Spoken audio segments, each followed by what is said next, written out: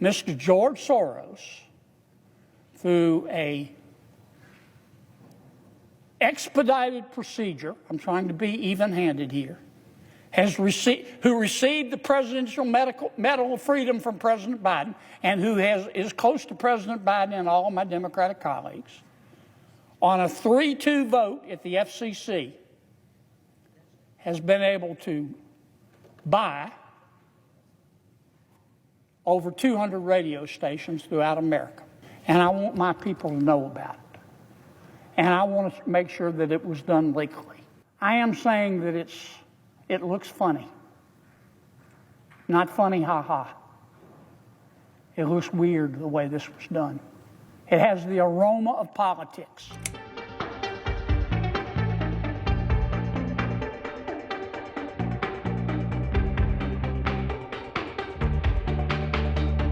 Mr. President, I have 4 requests for committees to meet during today's session of the Senate. They have the approval of the majority and minority leaders. Duly noted.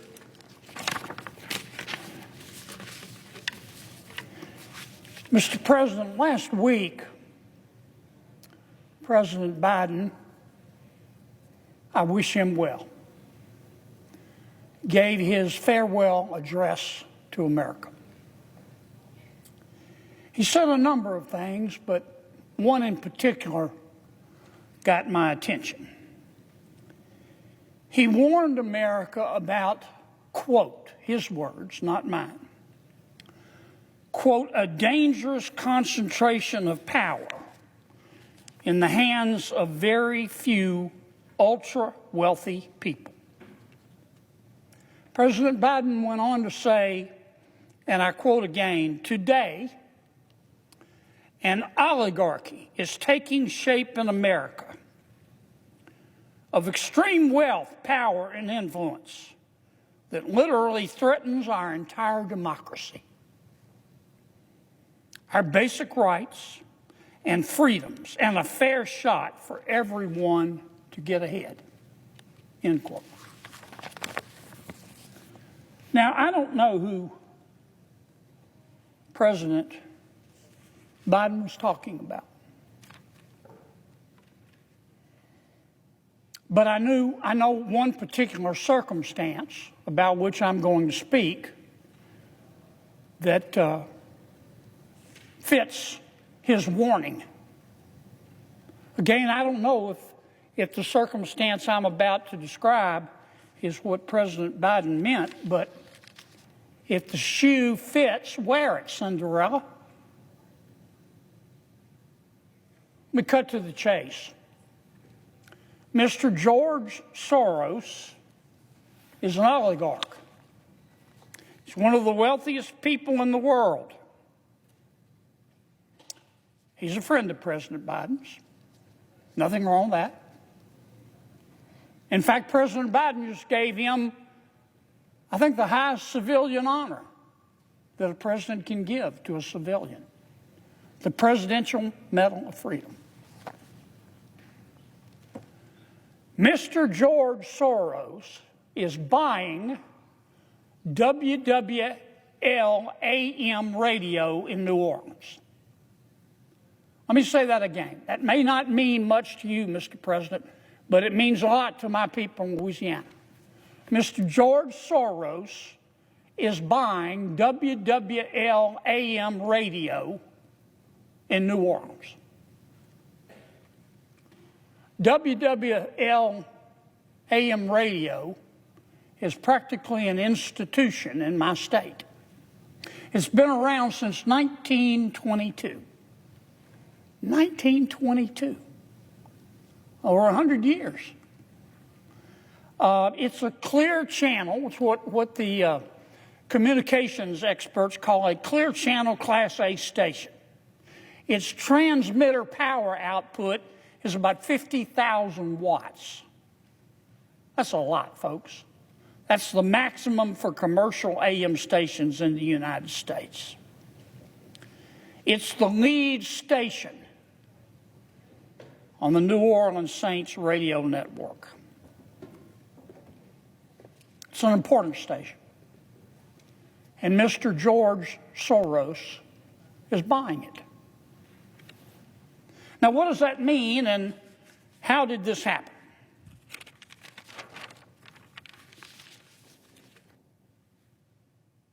WWL is owned by a national company called Odyssey, A-U-D-A-C-Y, Odyssey. Odyssey has about 220 radio stations nationwide, one of which, of course, is WWL, second largest radio network in America. It reaches, I think, 45 different markets throughout our country, Mr. President, 165 million Americans. It's huge. Odyssey borrowed too much money. They took on too much debt. They took on about $1.9 billion worth of debt, and they couldn't service that debt with their revenues. So what did they do? They did what many other corporations do when they can't service their debt. They went into what's called Chapter 11 bankruptcy. Not Chapter 7. Chapter 7 is when they liquidate the company. Chapter 11 bankruptcy is when a company goes into bankruptcy in front of a bankruptcy judge and says, Judge, we want to get all of our creditors and debtors together and restructure our cash flow and our debt so we can come out of this bankruptcy a surviving entity. They went into Chapter 11 with a bankruptcy plan. Mr. George Soros immediately pounced. He, of that $1.9 billion in debt, he bought about $415 million of it. Cash on the barrelhead. Paid 50 cents on the dollar. One of the tenets of the reorganization was that all the current shareholders would be wiped out. The new creditors would assume equity positions in the company. I know that sounds complicated, and it can be, but really what it means is that the bondholders, one of which is Mr. Soros after he bought $415 million worth of debt, became a shareholder. And Mr. Soros is now the largest single shareholder in Odyssey radio stations, including WWL AM in New Orleans, an institution. Now, in America, you can't just go do this. Why is that? Because those airwaves on which WWL and the other radio stations broadcast, they don't belong to the radio stations. They belong to you, and you, and you, and you. These airwaves, the spectrum, if you will, they're owned by the American people. And years ago, we created the Federal Communications Commission, the FCC. We set it up to be in charge of the airwaves that belong to the American people, to make sure that those airwaves were being used prudently by radio stations. For example, if a radio station is bought by a bunch of foreign nationals or foreign entities, the FCC has got to approve it. For example, any time a broadcast license, as is the case with Odyssey, is transferred, the FCC has to approve it. So Mr. Soros's purchase of WWL radio and the 219 other radio stations had to go before the FCC. And it did. And it went, the approval for Mr. Soros went through the FCC like green grass through a goose. And it was a party line vote. It was last September. All three Democrats, there are 5 people on the FCC, all 3 Democrats said, let it go. And they short-circuited the normal process. Now, I'm not an FCC expert. And I'm not a communications law expert. But I've read, this has been widely reported, and I've read about it in many reports. Normally, on a deal of this size, when 220 radio stations are being transferred, their licenses, using airways that belong to the American people, and there's a substantial percentage of foreign owners, it would take about a year to get through the FCC. FCC would do a complete investigation. Not this time, no. This time was special. What happened was what some members of the media have called the Soros shortcut. They just got together and rammed it through. Did I mention it was like green grass through a goose? 3-2. Now, the two Republicans on the commission, they're screaming the whole time, whoa, Nellie, whoa, whoa. Why aren't we taking this seriously? Why aren't we investigating this? Why aren't we doing our due diligence? They were outvoted, 3-2. You know, when even in a democracy, when you've got the votes, you can make a porcupine like hot peppers if you've got the votes. It doesn't make it right. A number of people petitioned the FCC and said, please don't do this. One of the groups that petitioned the FCC was a group called Media Research Center. The FCC, 3 Democrats, 2 Republicans, dismissed them. But this is what the Media Research Center said. Quote, their words, not mine. There is no question that George Soros and his affiliated businesses are looking to control these radio stations to advance their particular brand of activism, close quote. And the MRC urged the FCC not to create, quote, a special Soros shortcut, quote, that would circumvent their rules and allow the deal to move forward. It did it anyway.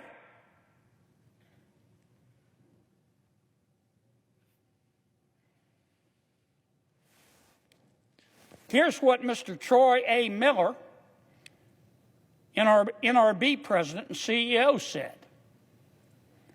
He said, quote, my words, or his words, not mine, quote, the fact that the FCC is apparently willing to bypass the usual protocols, that means the normal procedures, to get this transaction done just weeks before a presidential election and right after the President of the United States gave Mr. Soros the Presidential Medal of Freedom, seriously undermines the Commission's credibility and raises unwarranted questions of whether administrative processes are being manipulated to exert political interference and preference, end quote. Here's what one of the Republican members of the FCC in dissent said, quote, Commissioner Brendan Carr, who's soon to be chairman of the FCC, now that there's a new sheriff in town. Here's what Mr. Carr said. The Commission's decision today, approving Mr. Soros's plan, is unprecedented. Never before has the Commission voted to approve the transfer of a broadcast license, let alone the transfer of broadcast licenses for over 200 radio stations across more than 40 markets without following the requirements and procedures codified in federal law. Pass me the sick bucket. This isn't right. But they did it. Now, this is America. You're entitled to believe what you want. If it's legal, you're entitled to do what you want. And Mr. Soros is certainly entitled to his opinion. He is. I don't agree with him, but he is certainly entitled to it in America. I'm not much into this cancel culture, and hopefully we've seen the end of it. But when you're acquiring radio licenses which can influence public opinion, and you're doing it in part, not exclusively, but in part with foreign money, well, that's why we have the SEC. But I want to make this clear. I believe in free speech and free expression. You're not free if you can't say what you think. You're not free if you can't express yourself. And Mr. Soros has that right. But here's where he stands. I want my people in Louisiana to know who's buying WWL radio in New Orleans. Mr. Soros is a billionaire. God bless him. He made his money himself. He has poured much of his wealth into what, in my opinion, are radical causes. He's now working with his son, who I understand is a very smart young man. His name is Alex Soros. Mr. George Soros and Mr. Alex Soros hold some, how should I put this, non-mainstream American beliefs. For example, Mr. George Soros has called the United States, quote, the main obstacle to a stable and just world. Mr. Soros believes that our country is, quote, the main obstacle to a stable and just world. Not China, not Iran, not North Korea, the United States of America. Pass me the sick bucket. Mr. Soros has also said that China has, quote, his words, not mine, China has a, quote, better functioning government than the United States of America.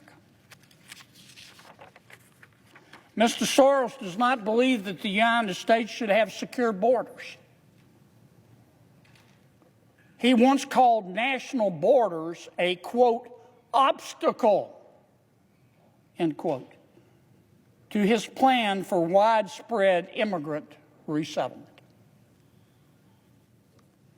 Mr. Soros and his family, as you probably know, have spent millions and millions of dollars to elect prosecutors throughout America who believe that violent criminals are the real victims. These prosecutors believe, for the most part, that if a cop has to shoot a criminal, it's always the cop's fault, but if a criminal shoots a cop, it's always the gun's fault. These prosecutors that Mr. Soros has backed with millions of dollars all believe that if you are concerned about crime, you're automatically a racist. Mr. Soros and his son Alex have called for, Alex in particular, have called for softer sentences on violent criminals. This is what he has said. I'm quoting his words, not mine. But if we are serious, Mr. Alex Soros said, but if we are serious about ending mass incarceration, we must also rethink our response to crimes that are more serious, including violent ones. Even those who have been victims of violence increasingly do not believe in long-term prison sentences. In short, Mr. Soros, both George and Alex, believe that America would be better off if we had open borders. They believe that if America would be better off, in my opinion, this is how I read their writings, if we ended jails and if we ran our government like the Communist Party of China. I don't agree with that. But Mr. Soros, both of them are entitled to their opinion. But my people in Louisiana are entitled to know whose opinion they're hearing on the radio. And this has not been reported once in Louisiana. Let me say it again. Mr. George Soros, through a expedited procedure, I'm trying to be even-handed here, who received the Presidential Medal of Freedom from President Biden, and who is close to President Biden and all of my Democratic colleagues, on a 3-2 vote at the FCC, has been able to buy over 200 radio stations throughout America, including WWL Radio. And I want my people to know about it. And I want to make sure that it was done legally. I'm not saying it wasn't done legally. I am saying that it looks funny. Not funny, ha-ha. It looks weird the way this was done. It has the aroma of politics. And I hope the new FCC revisits this issue. These licenses and these airwaves do not belong to me or the FCC or to Odyssey or to WWL. They belong to you and you and you, the American people. And we're supposed to make sure through our FCC, that's why God created the FCC, that these licenses are not just given to anybody.